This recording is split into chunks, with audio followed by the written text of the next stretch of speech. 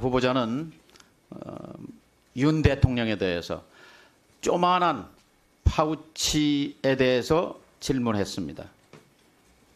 대통령에 대해 불편한 질문입니까? 대통령의 심기를 생각한 질문입니까? 그 주제 자체가 대단히 불편한 질문이었을 거라고 생각합니다.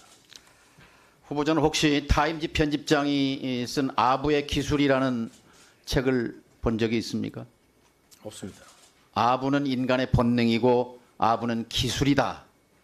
아부는 특별한 목적을 추구하는 기술이다. 파우치는 아부라고 생각하는 국민이 많은데 인정하십니까? 파우치는 사실, 팩트입니다. 상품명입니다. 조만한 파우치는 즉석에서 생각한 겁니까? 오래 생각해서 고민한 질문입니까? 조그만한 파우치라고 한 적은 없고요. 파우치라고 한 다음에 영어를 풀어서 조그만한 가방이라고 했습니다. 사전에 나오는 표현입니다. 가방, 조만한 가방 파우치, 매치나 되치나 마찬가지입니다. 파우치라고 말할 때 시청자는 누구였습니까? KBS 프로그램을 보는 분들이 시청자죠. KBS를 보는 시청자들이 파우치를 알아들을 사람이 몇 %나 될까요? 그래서 이 파우치라는 용어를 쓴 다음에 외래어를 쓴 다음에 저는 텔레비전 보도에서 파우치라는 말을 처음 들었습니다. 그 시청자는 윤 대통령과 그 부인이었을 것입니다. 디올백을 디올백이라고 부르지 못하고 조만한 파우치라고 부른 후보자의 심정은 아버지를 아버지라고 부르지 못한 홍길동의 심정 같은 것 아니었습니까? 위원님, 저는 백이라는 표현도 수차례 사용했습니다.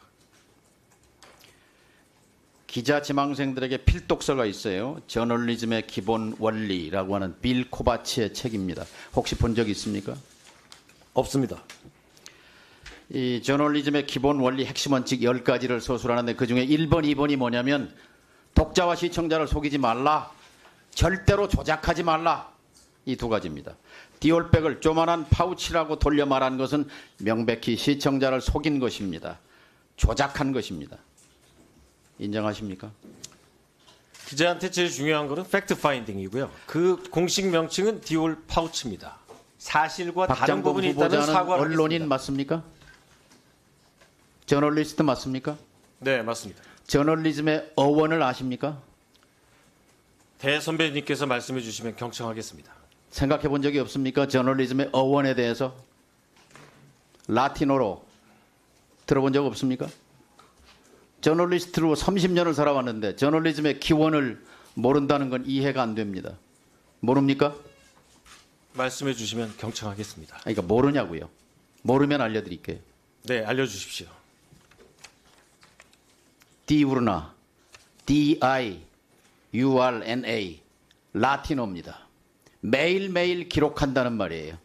어원입니다. 저널리즘. 네, 알고 싶은 욕망, 대중들의 욕망을 거기에 정보를 제공하기 위해서 가장 중요한 것이 정확성입니다.